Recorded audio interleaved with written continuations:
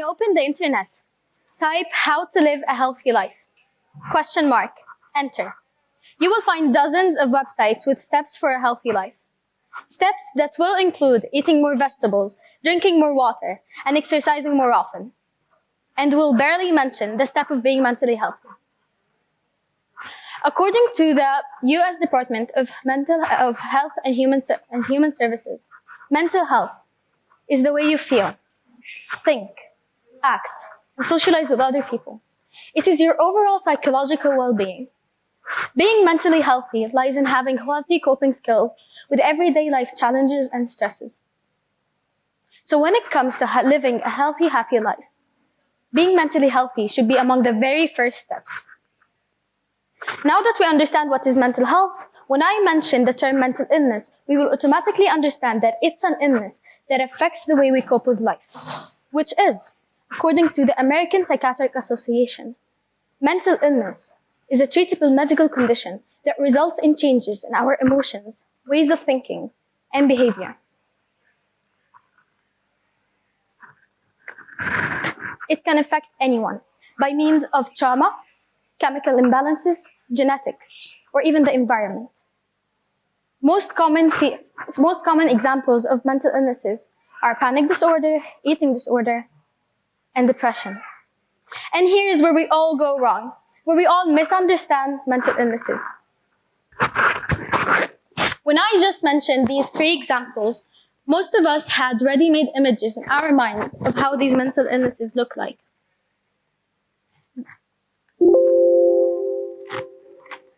Panic disorder, eating disorder, depression. What these images briefly say is how a person with any of these mental illnesses look like, which is incorrect. Mental illnesses are invisible, which means a person could look completely fine and yet suffer from a mental illness. Mark Twain had bipolar disorder. J.K. Rowling had depression. Isaac Newton had bipolar disorder, autism, and schizophrenia, which clearly did not stop him from inventing calculus and ruining my GPA. Clearly, mental illnesses are not barriers for successes.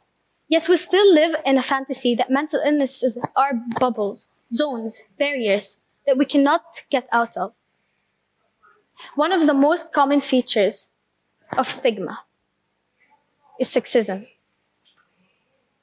Men are supposed to be so manly, so please don't cry, don't express your feelings, be a wall, don't even fall for seconds.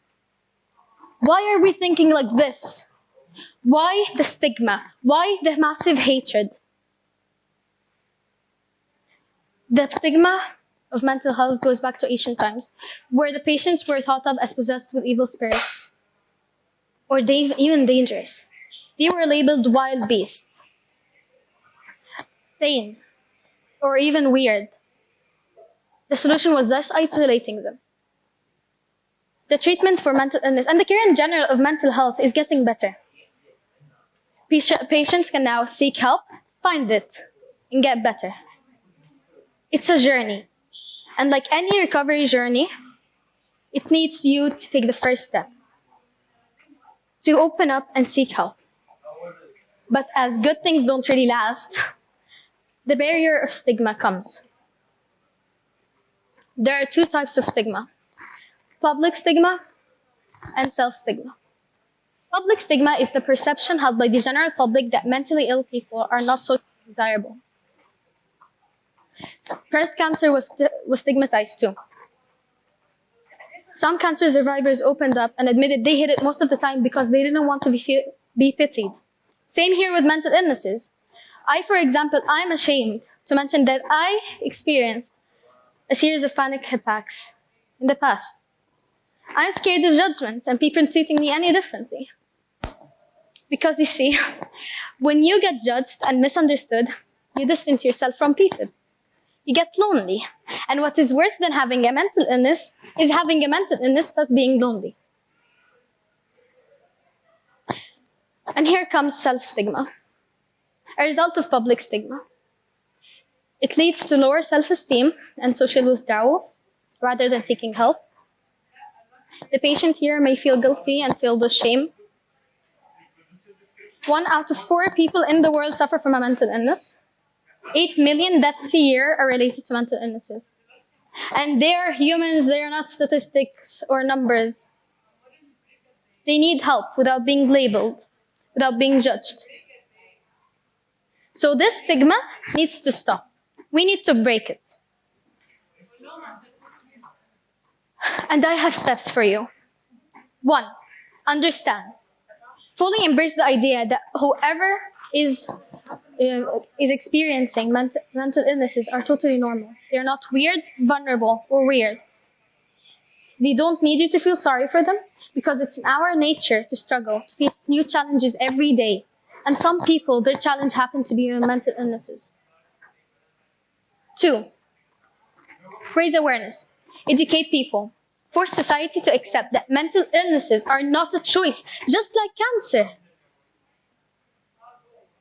The more we talk about it, the more we make people accept it. Education. Schools barely mention mental illnesses, barely educate students that it's totally normal. Parents barely mention it in their homes. We need to include it in our everyday conversations because it's an everyday illness. Matt Hage, a brave novelist who shared his journey with depression, opened up and admitted that by reading about people who overcome despair, he has felt comforted. Maybe this is part of the solution. Communicate, share our thoughts. Matt Hage was brave to share his insecurities. Can we do this also?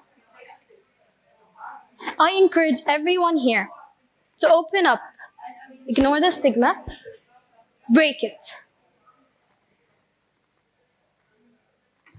Live, love, break the cages, and share your stories, because mental illnesses are not shame, they're experience. Thank you.